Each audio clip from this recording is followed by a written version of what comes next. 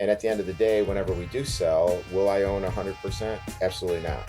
But what I will own, percentage-wise, will be worth tremendously more than if I were to have stayed at a certain size at 100%.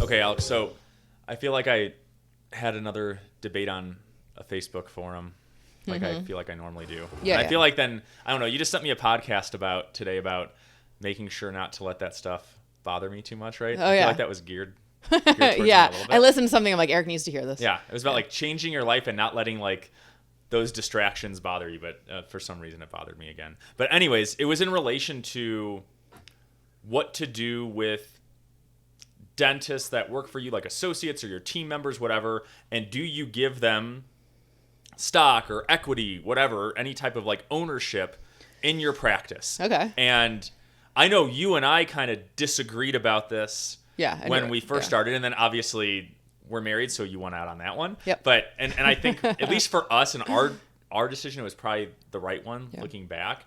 But we ended up just keeping the practices completely ourselves, right? We didn't bring on any partners or we didn't give equity out, but we didn't even really partner with each other. I know that is right. True. It's like they were two different practices. That's fair. But our goals were with the practices to grow them and then sell them, right? Yeah. It wasn't like say a 10, 20 year long plan. Yeah, it wasn't a long term. And then building like a big cluster of stuff and having this massive team behind us. Mm-hmm. But then, you go on Facebook and then you hear people kind of complain. They're like, giving your team equity in the company is like the dumbest thing I've ever freaking heard, right? And like people just get very opinionated one-sided about and it. opinionated. Yeah. And then I'd put a post out and I was like, oh, let me just ask if anyone's actually done this, because I felt like it would be a cool episode to go through and say who's actually like successfully implemented that type of a model where they let their team, they let the associates doctor buy into the upside of the practice and like, has it worked? Yeah. And so Jason reached out to us. A lot of you guys know him. He's on Facebook a lot. He's talking. I feel like you're pretty well known in the dental industry, right? And so when he reached out and said that he did it, I was like, oh sweet, I should reach out to him, right? Because he's up in this state of New York, right? Not Manhattan. I'm from Indiana, man. I don't know the right terminology on that, but I feel like you guys are very differentiated. But you're from like the greater state of New York, and you've got. You've got how many practices now, Jason? We have 8. 8? Nice. And you're all within a certain community, right? Is it Finger Lakes? Is that right? Yeah, within the Rochester Finger Lakes community, basically upstate New York, western New York, very, very far from Manhattan. We're closer to Cleveland, Pittsburgh, Toronto than we are New York City. So, but to your point, when people are from out west or even the Midwest, they just think that all New York consists of is New York City, but nothing could be further from the truth. Oh no, it's like I always joke it's like people from I'm stereotyping Californians, right? But I feel like their geography is like they know like California, Arizona, Oregon, like they know the West Coast, but like if I say I'm from Indiana, they're like that's just somewhere in the middle, right? Like no idea. Yeah. But no, so we wanted to bring you on because I know, and I'll let you tell maybe a little bit about your story and what your goals have been with the practices and kind of how you've been able to implement a system where you let your team, whether they're clinical or non-clinical, actually buy into the practice. So yeah, if you want to kind of go through and kind of explain all that would be awesome. Yeah. So it was kind of based out of necessity, right? So we had goals that we were going to grow a certain percentage year over year. I had these quote unquote big, hairy, audacious goals. And I slowly came to realize that the number one killer of that vision is going to be associate turnover and going to be not finding enough non-clinician, what I call super who's, right? And the best way that I have found, now there's many, many ways to skin a cat, but the best way that I have found to prevent associate turnover and to attract really good, quote unquote, C-suite people is by offering a level of equity. Now, I know everyone won't agree with that, and to each his own. There's no right or wrong answer here. It just ultimately depends on what you're looking to do, what kind of mindset you have as a founder, as an owner. But it's been really, really good for me to break off part of my organization to allow certain people to have equity, and then to try to grow this thing as a team as opposed to just an individual. And at the end of the day, whenever we do sell, will I own 100%? Absolutely not. But what I will own, percentage wise, will be worth tremendously more than if I were to have stayed at a certain size at 100%. And that some people Right. understand that concept and some people can't. Yeah, and I mean, I think Yeah. that goes back to, I don't know the details on it, but isn't that like kind of the concept of back in the day when Facebook was growing, and like you either see guys like Zuckerberg or Elon Musk, like I think sometimes people think they like own Tesla or they own all of Facebook, but they own such a tiny percentage, right, of those companies. But the concept is you own such a smaller piece of such a massive pie that it ends up benefiting you more if you're looking at it from like a financial standpoint, right? Right. So yeah, I think that's a good way to look at it. And I mean, okay, so to take a step back, like if we want to break it down for people listening, right? If you were someone and you were like, hey, I'm just going to have my single office or maybe two, and I'm going to keep them for 30 years, and then maybe I'll eventually sell it. Would you say like the type of model you're doing works as well? I kind of want to break down where we think like, the traditional model of dentist owner 100% versus this type of a model works. Yeah. Yeah. It's a great question. So I think it depends on a couple of things. It depends on, let's say, that 25 years that you're talking about. What's our growth rate going to be? Is it going to be 5% of a year, or is it going to be 25% a year? Because if it's going to be 5% a year, then one or two doctors could really do that, right? But just by throwing in fee increases and you start to get rid of certain insurances, you can maintain a specific trajectory of, say, 5% growth year over year. If you're going to grow 20%, 25%, 30% year over year, it's a different animal. You can't do that just yourself. You can't do that without a continual influx of clinicians and levels of leadership. And because I've chosen the latter, I knew that I would need to incorporate some type of partnership model to make that happen. But the 1 to 2 location, I'm going to grow 5% year over year. Certainly don't need to entertain partnership unless you have an amazing associate that you don't want to lose, that you want to throw some golden handcuffs on, or that you're trying to grow this thing with. But to your point, yeah, you definitely don't need partnership if your growth aspirations are, you know, mild, let's say, as opposed to moderate or excessive. Okay. So going into yours, do you want to break down the specific kind of model you do? I know you said they were like it's almost like stock they're buying in to the Yeah. company, right? So can you break down how you become eligible? What that means? Like I'll probably start riffing off a ton of different ones because like in my head there's 10 questions and I'm sure the Yeah. listeners will Yeah. too Is of there like like a vesting yeah, schedule? what Is happens there, if they yeah. leave, right? There's all that kind of Yeah. stuff. So why Yeah. don't you just Yeah. start if you want to just kind of go through it Yeah, and the then details, yeah. we'll kind of just bug you with a bunch of questions that come to our head. Yeah, cool, cool. So, first thing I think we need to be clear about is in this restricted stock unit model, and again, there's many, many ways to do this. This is how I do it. I don't have these prospective partners buy in. It's more of what we would call an earned equity model, right? Okay. So I kind of equate it to some of these movies that you watch, like the Tom Clancy movies and stuff, where the lawyer or the accountant is like trying to attain partnership. Like, I hope I get considered for partnership. Like, those guys aren't writing a check. They become partners based on how much revenue they brought into the organization. It's the same exact model. So when I have an associate who I feel is a good core value fit, which is our first criteria, a little subjective, but we try our best to not make it subjective. But if I feel that they're a good fit and I want them to stick around, then we'll offer them partnership.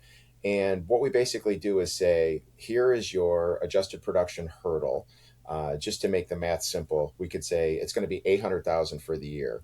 So for every dollar that you produce, 800 over 800,000, 20% of that will be given to you, or 20% of that you've earned equity. So if this particular doc does $1 million, that's a $200,000 delta. 20% of that is 40 grand. So they've now earned $40,000 in equity in the organization. Now, you asked a great, or you made a great vesting point. So those are shares. They're unvested and they vest over 5 years. So 20% of the unvested shares vest every year. So they can continue to earn equity year over year, and then year over year, more and more of that will vest. So that's how we do it for clinicians. How we do it for non-clinicians, it's not based on adjusted production. Obviously, they're not producers. It's based on a combination of revenue and EBITDA. And it's more heavily weighted towards EBITDA. It's 40-60. So these C-suite people, these people that I've recruited and offered them some level of equity, they know what our revenue goals are. They know what our EBITDA goals are. And when they hit those goals, again, everything over the delta, they'll get a percentage of that that they've earned equity in. So we've been doing this program for almost 10 years now. I have 7 associate doctors that are partners. I have 25 associates total, seven that are partners, and I have 2 non-clinicians that are partners. And just to kind of give you a frame of reference, the amount of equity that they've earned since we've started the model in total is about 8%. So I still own 92% of the organization, and those people own 8%. So the devil's advocates can be like, well, if a doc only owns 2%, like that's nothing. Like, what does that even mean? Like, well, 2 things. One is they didn't have to write a check, right? So they didn't really have to make a capital expenditure.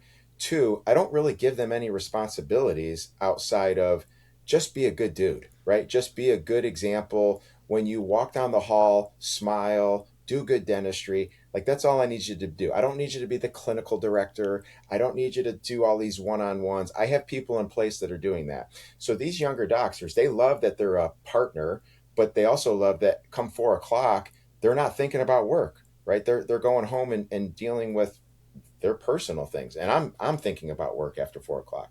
So it's a model, again, not for everybody, but if you have growth aspirations of a certain percentage year over year and you want to retain key people, it's a model that's worked so far for us. No, that's really cool. So then what happens, right, in a situation like, and for anyone listening, if they're like, when we're saying vesting, right, we're saying that like if you had, 100 shares and you were saying like they'll vest over a 5-year period, that means that it takes a certain amount of time for you to have access for all those shares, right? So a couple things. What happens if someone leaves? Let's say you're an associate, you're like, I want to be a partner, right? You are a partner, you've been doing it for 3 years, right? And I guess at that point, you said it's 5 years, so what, 60% of your shares would have vested. And you're like, dude, we had a life situation happen, man. Like, I'm in New York, I'm moving to Florida, right? I just have to. Yeah. Yeah. How do you get, because right, that's the challenge that I think we have right now with the DSO that we're partnered with, and that a lot of Yeah. people probably are scared of, is like, how do you get off the ride, right? And I know in DSOs, a lot of it's becoming, well, you got to sell to someone else, right? And it's like, oh God, now it's more work. Now I have to figure out how to sell. So how do you handle those situations, if you've had to at all, where an associate, doesn't see it through to the eventual exit or selling of the group? Yeah, great question. And we have had this situation a couple times, and it's very black and white. So if someone leaves on their own terms, their spouse got relocated, they wanted to get out of dentistry. As you guys know, you're developing software, like whatever the reason is. If someone leaves on their own terms, then we'll buy their vested shares out over a 5-year period. And the valuation of those vested shares is 6x times whatever EBITDA was the year before. So we're super transparent with all of our books. You know what EBITDA is. We put a 6x multiple on it, which, as you guys know, is more than a typical one location. That's Yeah. really, That's very like, generous. honestly, anyone Yeah. listening, that's very good. I mean, if you're Yep. selling to if you were selling to a private dentist, that's higher than that. So what that's gonna be. And I mean, that's not bad for like a smaller office selling to a DSO nowadays. So I mean, yeah, I Right. think that's very generous. Yeah, and it works. So we just figure out what's the value of the shares that are vested, and then we just agree to buy them back at 6x, and we have up to 5 years to do it. The 2 situations that we've had where we had to do it, the amount was small enough where we were able to buy it back within a year without it negatively affecting cash flow. But it just made sense, and we kind of left amicably. If the person leaves due to a violation of core values, due to a lawsuit, due to any one of those kind of, let's call them shady situations. And again, I haven't run into this, but the way that our contracts are written up, then they lose all vested and unvested shares, and they're just asked to leave. So I guess there's some subjectivity to that, where I could probably have to get into litigation if I let someone go because I feel like they intentionally did something below a clinical standard, or if there was sexual harassment or something along those lines. But yeah, they would lose all of their vested and unvested shares if that's the reason that they left. Okay, that makes sense. And does those similar rules happen with non-clinical as well? Is it because, like, is it similar? I guess stipulations, right? Like you leave 5 years to buy you back, and then if you do something wrong, you just lose it. Is it? It's Yep. the same. All right. Yep. Yep. Nice. Yeah, that's pretty cool. Because I mean, as I'm sure you know, right? Like, and Alex and I have always had a debate on this. This one, I think I'm right. Actually, I actually do think I'm right on this one. So, when we were starting our practices, right?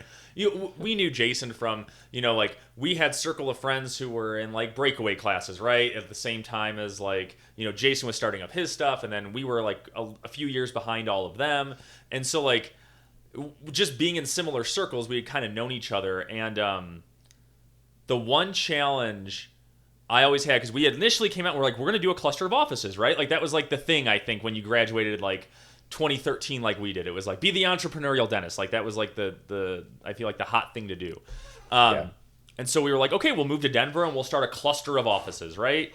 I can work at one, she can work at one, and then, we can open a third one and have an associate in there, and a fourth and a fifth, whatever it is. And I always, from the beginning, was like, I think the biggest challenge is going to be associate turnover, and if they leave, right? Because between the two of us, and I'm not saying it's a bad thing, it's actually probably better that you keep your circle tighter. Alex tends to do that more, which I think is actually a good thing. I'll just become best friends with everyone right away, so I probably get taken advantage of more. But you are much more of I want to keep this just the two of us, right? So, right, yes, that's talk. where Yeah. it initially came from, because I normally have to say no to you right away. Like, no, that's not going to happen. But I think what happens is that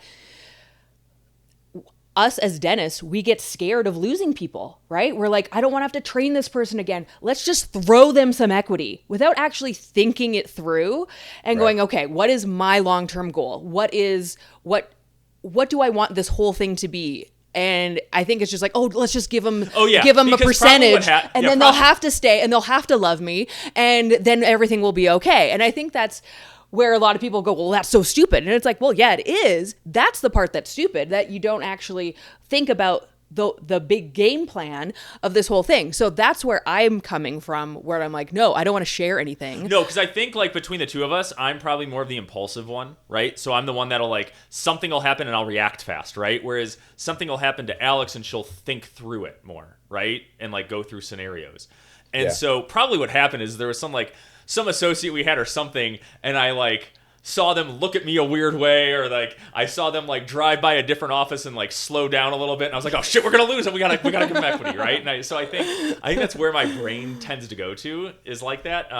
But no, that is a good point, Alex. So anyways, yeah, that was our initial goal, was like, let's do that cluster. And then, just for other reasons, right? We were like, all right, we have two offices, we're both working hard, like this is a lot. Probably what you were dealing with, right? Like you're the single clinician, and then so at what point in your journey from one office to 8 did you say, all right, I can't do this by myself? Or even if you had like a spouse helping or whatever it was, like my immediate circle can't do this. I need help if I want to grow this. Yeah, I mean, it was early on. It was, kind of probably in between 2 or 3 offices. We had a couple associates that weren't partners yet. And they were good people, and they were, I was really trying to coach them up. I was really trying to be cognizant to their wants and their needs. And some of them started to ask about partnership, and I'm like, I'm going to have to think this through and go down this rabbit hole. And in doing so, I had to get clarity with what I wanted long term. And when you mesh the fact that, okay, this is what I want long term, I want to have a $50 million organization, and I don't want to be selling off thirds of it. But I don't want to have to deal with associate turnover, and I want to be able to kind of put some golden handcuffs on these guys. It was just ended up being the perfect model for me. So like we talked about at the beginning, if you're going to be in a 1 or 2 location thing and you're going to grow, say 5%, it's definitely not the model for you. But I could understand selling a quarter or a third or not at all. Like I feel that founders and owners, at least with my coaching clients, they're constantly talking about partnership, but what they don't know is what the guy or what the associate really wants because they're Yeah. afraid to have a conversation. Yeah. Yep. Like just Totally ask. agree. Like it's Yeah. not Yeah, always we money. all do that though. I think we're so We I think we're tiptoe so around well, we're the so hard ingrained to be questions. fearful, right, and afraid of like I don't know what it is, but like we attribute more to like the negative outcome than the positive outcome a lot of times, right? So I think we just get afraid of that, and I know like in our situation, so like we have two practices, right, and when we owned them 100% before we sold. One of the associates was pretty much just running one of the practices, right? When Alex had stopped after we had our second kid from being clinical for a bit, took like a long maternity leave, and he just crushed it. Like he is awesome. He is an A+ associate. Yep. He presents himself well. He knows how to talk to patients. He's good with the staff. He just has like, and he's got like charisma. He's just a good guy. And he, I knew he kind of wanted to look into like, how do I buy into this? Is this my long-term thing? Because he felt some ownership in the practice. We Right. gave them a lot of reign, right? The one other thing I think we did was good that is a little off topic, but advice I would give to any owner bringing on associates: don't ever compete with them on like production or try to like stifle their growth, right? Let them like make sure you're feeding them first, right? And I think that's just we all know this is like leaders. That's what you should do because then it helps grow you more. It's the same concept you're doing, right? But Right. just at a bigger scale. And so, anyways, we had gotten to the point where we said we're going to sell to a DSO. And I mean, we were the only two that knew that, right? Maybe like a couple friends, but he didn't know yet. And then he brought up, partnership stuff, and he started to ask that, and it was tough because I didn't know the right time of when. Like I knew information that he didn't know, right? And it was one of those tough ones because you do lead out of fear a little bit. And I was like, well, I don't want to tell him too much because I don't want him to leave. Like if I'm selling in 6 months and he leaves, maybe the DSO lowers the valuation. Maybe I have to go back Right. and work there now, or there's something. And so you have, like you said, these missed expectations. And, it is one, I don't know if regret's really the right word because I don't think you could do it a different way. I think that's just how you had to. But, we eventually told him that we were selling, and there was some disappointment there. Like he wanted to buy in. And so I still don't think I would have changed it based on what our goals were. That's a hard situation, Eric, because like you really can't tell anyone. No. Versus like just a normal office, a normal like here's my associate that's working. And you just have the conversation. Like there's nothing like overriding it that like a big sale or anything like that. So Oh, but that also goes back from like I need to be liked, so like that was tough for me, right? Like I have that personality trait, so even if I'm Right. not intentionally doing it, it kind of gets me a little bit. But yeah, like if we weren't doing that and it was a long-term play, I probably would have reached out to you and asked you like how you set up your stuff because Yeah. it seems like you had done it right. But like I said, our situation was we wanted an exit plan, and it didn't make sense. If we knew we were going to sell in 6 months to a year, don't go give equity to like an associate Yeah, at that point, right? Like you're only 100%. going to do that, like Jason's alluding to. It's a if long-term play, Yeah, it's a yeah. vesting schedule, right? Like the trade-off there is like I'm giving up some of my value for your long-term commitment, those golden handcuffs, like you're saying. Yeah. So why do you think you didn't do something like phantom equity versus like actually giving them like actual equity in stock? If you like our podcast, check out Alex's newsletter, Just 2 Minutes. It's full of great advice, which makes sense considering it's her thoughts and not me sidetracking her every 2 seconds. You can subscribe at coupleofdentists.com. The link is in the show notes. Now, back to the pod. Yeah, I mean, I absolutely could have, and we actually fooled around with phantom equity for the first year or two, just to basically beta test the model. I don't know deep down why I didn't ultimately go to that. I just felt like if I was going to run a legitimate business that wasn't just like a mom and pop kind of hobby thing, then I needed to do it the right way. Now, I could be very wrong on that. But yeah, we did experiment with phantom equity, and it was fine. It just comes down to kind of, what you guys are saying is, it's like when patients call the office, they don't know what to ask for, right? So they're like, okay, do you take my insurance or can I get a cleaning schedule? Those are the two questions, right? And I think it's the same way with associates that are kind of young and ignorant and naive to the situation. They're like, I want to be partner. Like that's the only question they really know to ask. But when you start to peel back the onion, like, well, why? It's like, well, because I want more of an allowance for CE. Well, just ask me for that, and I can give you more CE allowance, right? Or I want to be a voice at the table. well, if you have ideas that you want me to think about, I apologize for not asking you about them or for you bringing them to me. And then there's other docs that they just want to see, they want a business card that says partner on it, right? They don't want to have any of the responsibilities that come with partnership, but they just want to be, partner in name only. Perfect. I can do that too. So I just think it's so many founders, to your point about fear, so many founders kind of get trapped into the, well, I gotta sell 15, 20, 25% to keep this person. That you don't necessarily know that. What you really need to be doing is identifying what they are currently yearning for and try to serve that need. Yeah, that's a good point because I think a lot of us too, and I think it comes from the owner perspective. We come out of dental school, a lot of us don't have business backgrounds, right? Like we have some friends that were like finance guys before, right? So they're probably coming in with a leg up, right? And when they own a practice, but a lot of us don't have any type of business background, and so I think we're even ignorant too as owners a lot, right? Like you went through, it seems like from what I'm hearing, and like did the research, tried to figure out what are different models. You probably reached out to mentors, you probably got coaches, you probably did all that stuff so you could make an informed decision. Whereas I think a lot of us as owners will go, yeah, 20%. Okay, that sounds good. Because in your head, you just think it sounds fine, but you have you have nothing to back that up. Maybe you've heard it. Maybe your broker or a rep told you that's normal, right? And you're like, oh well, Right. everyone else is doing it. I should just do it that way, Right.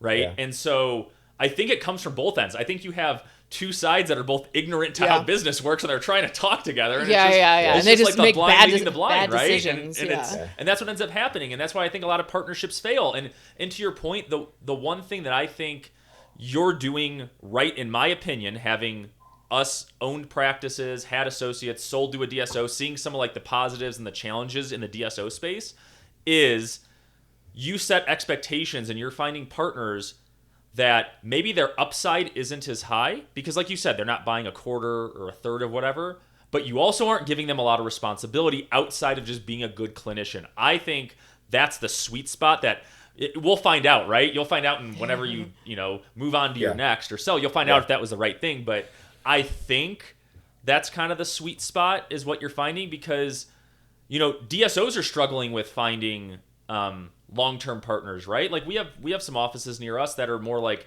traditional corporate DSOs, right? And it's like every 6 months there's a new associate in there. I get concerned with our practices that like when we eventually step out, right? Like that same thing is going to happen. And so that is scary. And I do think, I wonder if I feel like a lot of dentists, or if they're entrepreneurial dentists, if they want to go start out their own thing, they're just going to do it, right? Like your model isn't great for them, right? Because they're going to want to do, maybe they are inspired by what you're doing and they want to do a $50 million, organization at some point. But I feel like there's a lot more associates who just want to feel a little bit more like an owner and have a little bit more upside, but I don't know if they want all those headaches because I think that's one thing that people don't realize until you go through it is how hard it really is. Yeah, such a good point. So, we talked at the beginning about how there's so many different types of partnership models and phantom equity and profit sharing and individualized incentives and all these things. And I think those are all great tools depending on the situation. Myself personally, as an associate, would be the worst candidate for the model that I have in place. Yeah. Because I have to be the alpha. I have to make every major decision, right? I would not be the right person. But luckily, the older I get, the younger everyone else gets, and this type A persona is now in the minority. Not to be sexist, but as we know, more and more women are graduating from dental school. They want to work 3 days a week and make six figures and also be a mom, right? Like I shouldn't say they can't. It's difficult to do all of that and leave work at work when you own a practice, in a silo. So I just feel, to your point, like this model just gives such an opportunity to the 80% of docs that are out there that want to earn some equity, that want to make a little bit more money, that want to say their partner, but don't want all the other BS that comes with running a practice on your own. And I think that's just true. And we see so much everyone gets tunnel vision, right? So like, at first you might see the model you're trying to do and you're like, but no one's going to want to do this because I wouldn't want to do it, right? Right. And I think that was one thing we both learned too, is like, you assume the things you're doing everyone else wants to do, because I think that's just kind of how our brains work, and we have to sometimes take a step back. And I think that next level of like, I don't know, growing up or maturity is starting to understand like, not everyone thinks the same way you do, right? Right, At least I right, had to. right. But Alex is our Alex is our resident female on the podcast. Oh, gosh. You can speak though on. I'm pretty alpha. No, but in a good way. Like my point on this is when you had brought up the part, and we've brought this up on a couple other episodes as well, is like it's okay to acknowledge too that the I don't know if it's demographics, the gender is like who's graduating from dental school is different, and you've brought this up out before, Alex, too, and I think it's okay to acknowledge that different genders traditionally, and even for probably a long time in the future, are going to have different goals in mind, different things they need, different expectations, all that kind of stuff. Yeah, it doesn't just have to be black or white. Like, women don't just have to be like only associates and have no ownership, or they have to take on everything and they leave motherhood, at the door. It's like that doesn't have to be it. I think that's why a lot of women do get into dentistry, because there is that flexibility. There's flexibility there. So. Oh yeah, we even joke too. Like some of my friends who are like Mormons, right? Like you're always like, why are there so many Mormons in dentistry, right? And it's like, oh, because I remember one of them told me, they were like, because it's a good lifestyle, right? Like if you wanted a lifestyle practice, and they value a lot of, if they're able to, like, have kids, right? Have a traditional, like kind of that traditional sense of marriage and family and all that. Dentistry is a great field for that, right? If you want to work, No the question. joke is, right, like you're working 3 to 4 days a week, right? You have tons of family time if you want that type of lifestyle practice. So, Right. And I don't know. I think sometimes people just skirt around talking about that, but it's okay to have that discussion. So out of the 25 associates that you have, and 7 are partners, where's the gap? Is it because the other associates don't want to do the partnership model, or they haven't reached that criteria yet? Yeah, it's probably a combination of both. Like 2 years ago, we had 15 or 16 docs, right? So we're in a rapid growth model, and those additional 10, they just haven't been around long enough to really get a feel for each other and see, are you going to be a good long-term fit? Is this something that you're interested in? Now we're starting to have those conversations through our monthly one-on-ones, but I'm just super hesitant to just back up the truck for anybody. Yeah. So and we just have some people that truly it's not of interest to them, right? Like even though it's really no commitment from them outside of being a good core value fit and being a good role model, they just don't have an interest. And again, to Eric's point, in my mind, I'm like, how could you not have an interest? Like this makes no sense. Like in my mind, this is free money, but people are not all wired like me, right? And I have to like understand that and have to be okay with that. And then are you bringing this up during like the hiring process, like for associates and for like non-clinical staff? Is this something that you do bring up to them, or is it kind of like no one talks about it until you kind of get that feeling for them?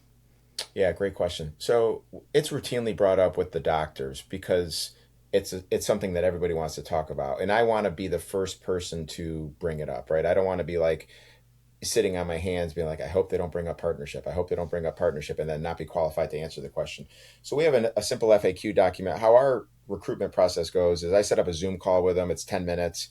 And I just get a feel for, okay, should I continue this conversation? If after a 10-minute Zoom call, I'm like, okay, this, their hair was combed. They actually, they were clothed. They know how to communicate.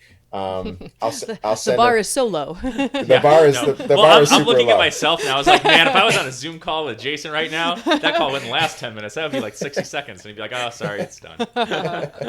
Not true at all. Not true at all. So once they get kind of past that initial screening, then I'll send them an FAQ document that's got maybe 15 or 20 questions on it. What is our treatment planning philosophy? How did the docs get paid? What insurances do we participate with? And one of the questions talks about equity, and we describe this particular situation in a couple sentence paragraphs. So it's just enough to make sure that they understand equity is available for the right person at the right time. We do not mention it for non-clinicians, really because I'm reserving that level of equity for true C-suite players. And when you get to a certain size, it's your head of HR, it's your head of IT, it's operations, it's finance. And those people are hard to find. And for them to make a move, unless they're homegrown, for them to make a move, there needs to be, traditionally, it's been my experience, there needs to be some type of incentive beyond just a good W-2 compensation. So if they can see potential in taking the practice, they understand what my vision is, and they want to be part of that, then they traditionally want to be part of the RSU model as well. Yeah, that makes sense. Mm-hmm. Yeah, that makes sense. You'd have to have I feel like a higher bar with non-clinical, and the pool would be smaller. Yeah. As well. Yeah. I mean, they're going to have to they're going to have to care about the business, right? More so than Yeah. potentially even the associate does. But I don't want people to hear this thinking like, well, I have a great office manager and I was hoping to offer her some equity and now it sounds like I shouldn't. Like, again, it ultimately depends on what you're trying to do, but I think there's so many great ways, to Alex's point about phantom equity or individualized incentives, where you could certainly encourage someone to go above and beyond a specific baseline when it comes to treatment presentation or when it comes to AR. I mean, there's so many different things that you can figure out a way to incentivize people beyond a certain delta, or beyond a certain threshold that I don't think enough docs use correctly. And yes, I think you should use that's the big word. You should correctly. use those tools first, right? Because as you were saying that in my head, I'm like, long term, doing something like you're doing probably works really well if you're in growth mode and you want that pie to just get bigger and bigger and you're helping everyone. You can make an argument though that it's probably harder to unwind than just like a bonus, right? Yes. Yeah. Both, like, from every aspect, right? Like you even alluded to it, like from like a lawsuit, right? Like you're not going to have an office manager who you're like, hey, we didn't hit bonus this month. They're gonna be like, I'm going to court. I'm bringing an attorney on, right? Because you didn't give them, you just give them a bonus, right? Like, right. And the point is, I think. Oh, you mean like less consequences? Yeah, because I think one overarching thing on this is like you need to be thought out before you do it, right? We said it before. My personality would be more like, oh, 20%, okay, let's figure it out, right? And then just you try to do it really fast. And then you have to be very methodical about this. Talk to people who have done it, right? Whether, like I said, that's a mentor or a coach or whatever it is, and make sure you're setting it up right on the front end. Anytime we don't do that, it always ends up backfiring, right? So if it takes another 6 months or whatever it is, just do it. And like you said, make sure you understand what your goals are before. Well, yeah, and even like you were saying too, it's like do a trial run with a bonus, right? That's what kind of you're saying. It's like if you think like, oh, I need it to be tied to this type of KPI. Okay, well then try that with a bonus first, because it might not actually work. Like if it's tied to AR, if it's tied to whatever it is, it's better to try it where you can reverse it versus like oh crap, I really messed this up and now I'm gonna have to figure out how to change this whole thing. Or part of it is you being the leader, right? Like you were saying, you have to make sure you're qualified, you know how to answer all the questions. If you're bringing on someone who's a younger doctor, right? And maybe, I mean, chances are they don't really they may understand stocks. I doubt they've been invested in other venture capital deals, right? Or with in different funds, right? And have a working knowledge of that. So you need to make sure they even understand what the equity is, right? Like, what is the upside to it? What are the expectations with it? Like, is this something like you were saying, do I actually want this? Or do I actually not like, does this move the needle for me or for you, Jason, right? Like, is it actually solving the issue we're trying to versus just doing it just because? We all know Eric wants more friends. If you're enjoying this episode, share the podcast and then tell them to DM Eric so he can hit his quota of 1 new friend per day. Now back to the episode. Yeah.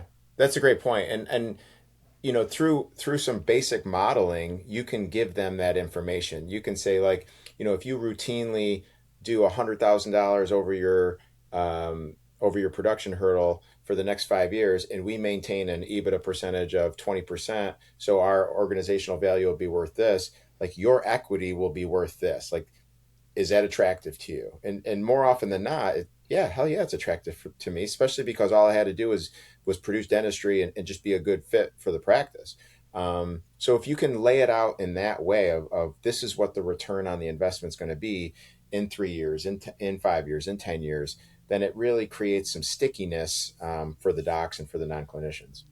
So I'll kind of wrap it up on one other question I had. And this just kind of comes from more like kind of some stuff we're working through, right? Just like being in the DSO space now. And I'm not saying it's good or bad, right? It's just our situation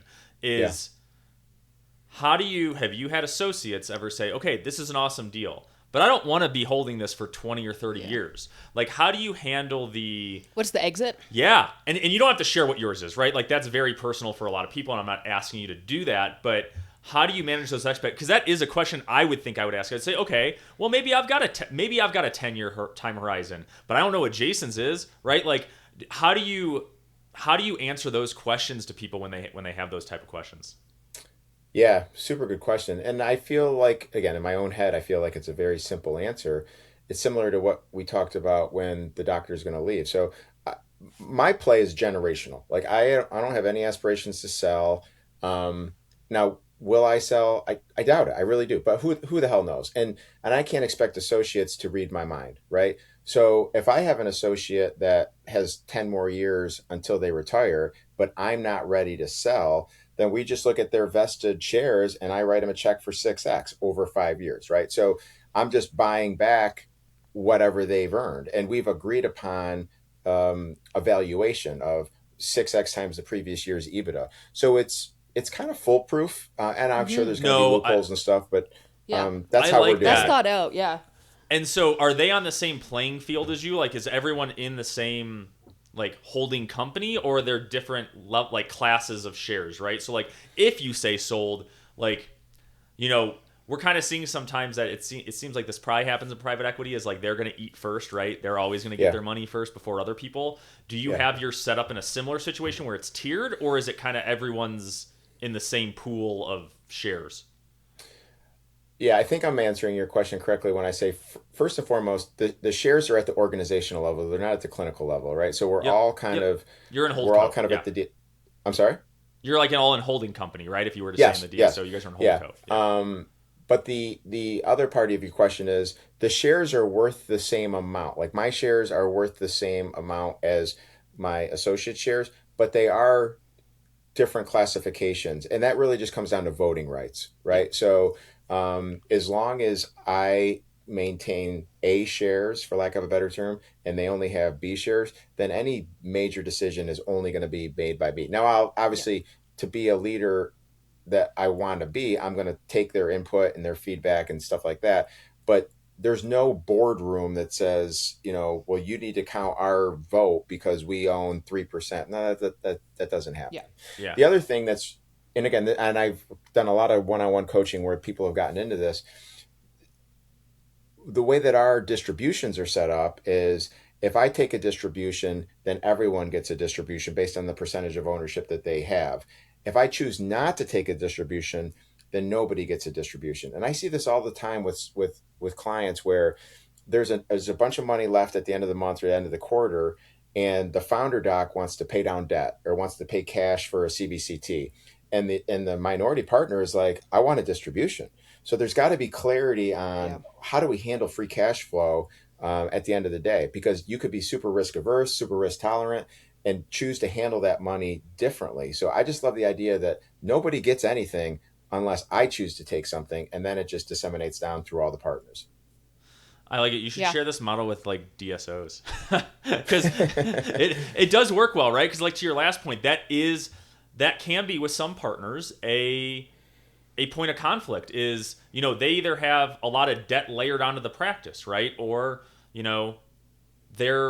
don't place implants, but all the other doctors do, and they want to buy a CBCT, and then that hurts your distributions, right? Because Yeah. now that hits right now your cash flow is impacted, and so. Right. But at the end of the day, and that's just how the DSOs are set up. They're going to make those decisions. Like they have full rights on all that. Like you're not going to be able to make those choices. But no, I think what you've set up is really, really like interesting in a good way. Like cool. It seems like it's working well for you guys. Obviously, proof is in the pudding, and you've got seven. You said 7 or 8 docs doing it now. Is that yeah? Yeah. And then like a couple Yeah. non-clinical. So yeah.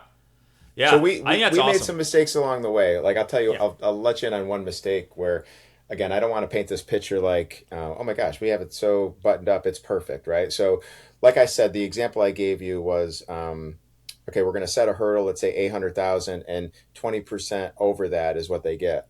So my first associate, who's still with me, love her to death. We stole her from an office where she was literally doing cleanings all day. So the first year, I think she did like 650 grand in adjusted production, and that was the year that we were setting up this model. So we set her hurdle at I think 700. So we're like, hey, you keep doing what you're doing, you'll get a little bit more, you get a little bit more. Well, over the next couple of years, like she just started engulfing CE. She just started becoming like this super dentist. She was doing $300,000 a month, right? So all of a sudden now her hurdle is like 750 grand, and she had a $2.5 million year. And I'm like, whoa, that's a lot of money. So I when I started seeing that, I was like, okay, guys, I got to go back and rewrite some of these contracts. So I started putting caps on what everybody can earn on a yearly basis. Yeah. And doctors, to your point, Eric, about let's beta test a bonus plan.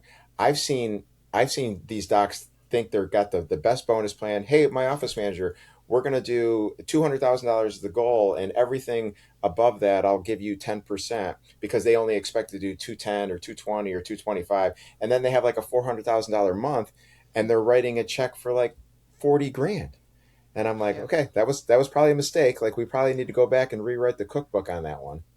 Yeah. And then they don't almost do anything where there's like any downside protection too. So if it's like a crap month, it's just like wiped out, right? So like all you're doing is like paying people when it's about Right. Well, yeah, we could talk about bonuses all day. Oh yeah, that could be a whole other topic. But no, you should. It was awesome to have you on and kind of share this. I love, and we both love just hearing different perspectives of how different people just do things successfully, right? Like that's just awesome to see. And this isn't just theory; like you've done it, and it's an option, which is great. So we'll have to. If you're ever open to it, you gotta come on again. We gotta find another topic because it's awesome. I'd love to. You guys are easy to talk to, and I appreciate that. Good conversation. Awesome. Well, Great, enjoy thanks. the rest of your day. Thanks, brother. See ya.